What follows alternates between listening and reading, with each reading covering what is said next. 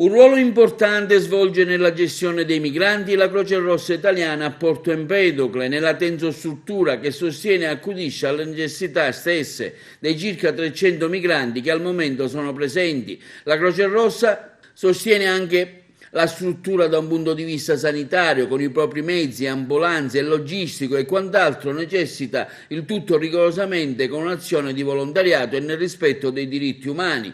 Recentemente sono stati anche coinvolti nella protesta fatta da alcuni migranti, creando una situazione pesante e insostenibile. È un supporto in tutti i sensi, diciamo, perché è dare da mangiare a tutte le necessità che hanno di bisogno e siamo qua perennemente, specie in questo particolare momento di Covid. Infatti in questo momento sta entrando il pulmino del biocontenimento che contiene 7 persone e come tutti sapete ci sono 28 persone che hanno il tampone, diciamo cosiddetto positivo, un sospetto Covid positivo, e faranno 4 viaggi perché questo pulmino contiene appunto 7 persone. E saranno portati a Palermo presso l'Hotel San Paolo Palace, quello che si trova in via Messina Marina.